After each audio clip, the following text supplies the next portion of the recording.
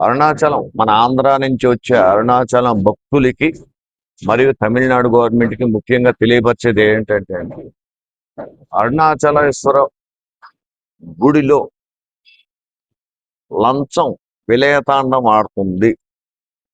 ఎంత ఘోరంగా అంటే బయట భక్తుల దగ్గరికి బ్రోకర్లు వస్తారు. ఈ బ్రోకర్లు వచ్చి వాళ్ళు అడిగేది దర్శనానికి అంటారు, అవునండి అంటారు. లైన్లో నిలబడితే 10 గంటలు, 5 గంటలు, 4 గంటలు అని చెప్తున్నారు. కానీ లైన్లో నిలబడితే 3 గంటలు అవుతుంది, దర్శనానికి ఇబ్బంది లేదు. కానీ వాళ్ళు ముందు బ్రోకర్స్ ఏమంటారంటే ఒక మనిషికి వచ్చి 1000 రూపాయలు చొప్పున తీసుకుంటున్నారు, 800, 750 అలా తీసుకుంటున్నారు. అంటే అరుణాచలానికి రోజుకి ఎంతమంది భక్తులు వస్తారు, రోజుకి ఎంతమందికి ఇలాగ తీసుకుంటున్నారు. తర్వాత అరుణాచలం గుడి ప్రాంగణంలో లోన కానీ, అలాగే మన వాయులింగం దగ్గర కానీ, ఇంద్రలింగం దగ్గర కానీ, అదే ఈ గిరి ప్రదక్షిణ దారిలో ఉన్న గుళ్ళు ఎంత ఎక్కడ కూడా శుభ్రంగా లేవండి. ఎంత చండాలంగా ఉన్నాయంటే అంత చండాలంగా ఉన్నాయి. ఇంతకంటే దుర్మార్గమైన విషయం ఏంటంటే మన మోక్ష మార్గం అనే దారి ఉంది.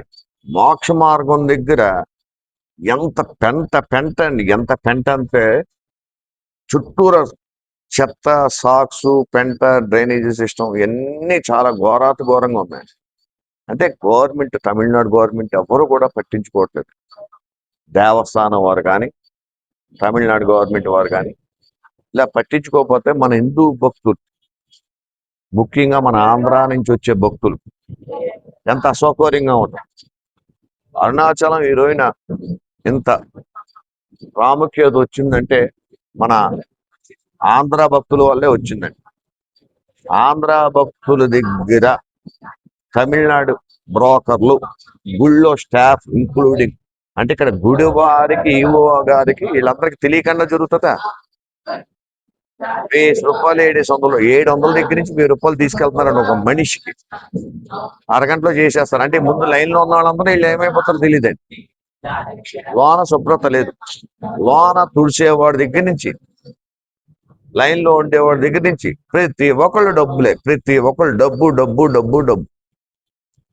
అంటే ఇది కావాలని మన హిందూ సాంప్రదాయాన్ని, మన హిందూ మతాన్ని అంటే అసహించుకునేలాగా కొంతమంది ప్రయత్నిస్తాం వల్ల చాలా ఇబ్బంది పడతారండి భక్తులు. మరి తమిళనాడు గవర్నమెంట్ ఎందుకు పట్టించుకోవట్లేదు మాకు అర్థం అవ్వలేదు.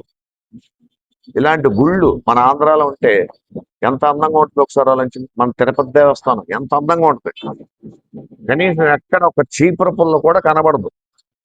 ప్రతి మనిషి కూడా మన కింద కూర్చుని భోజనం చేయొచ్చు, అంత నీట్గా కింద ఎక్కడ పడుకున్నా ప్రశాంతంగా ఉంటుంది. తిరుపతిలో ఎక్కడ భక్తుల్ని, తిరుపతిలో ఏ భక్తుల్ని కూడా ఇబ్బంది పెట్టినట్టు దాఖలా లేవు.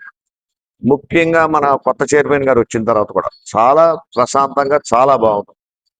ఆ ప్రశాంతత కానీ, ఆ శుభ్రత కానీ ఏమీ లేవు. పక్కన మన కారు వేసి కూర్చోనుకోండి, కారు వచ్చి పోలీసుడు వచ్చి 1000, 2000 అంటాడు, లేదా పక్కడు వచ్చి గొడవ పెట్టేస్తాడు. ఆటో వాళ్ళు 1 కిలోమీటర్ అంటే గుడి దగ్గర నుంచి సత్రం బయటకు వస్తాకి 150 రూపాయలు. అంటే ఇంత ఘోరంగా దోసేస్తాం అంటే ఆంధ్రప్రదేశ్లో ఎక్కడ ఇంత ఘోరంగా దోస్తాం అనేది లేదండి. ఇంత ఘోరంగా దోచేస్తున్నారు మన దగ్గర.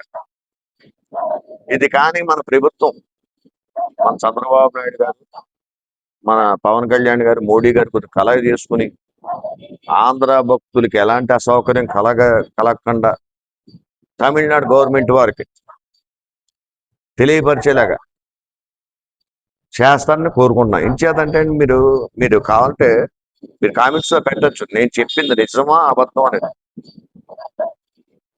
వాళ్ళు ఎంత దుర్మార్గంగా గుళ్ళు ఉన్నాయి, చుట్టుపక్కల ఎక్కడక్కడ శుభ్రత వాళ్ళు, చెదారం, డ్రైనేజ్ సమస్య, చాలా గుళ్ళు అలాగా ఉన్నాయి.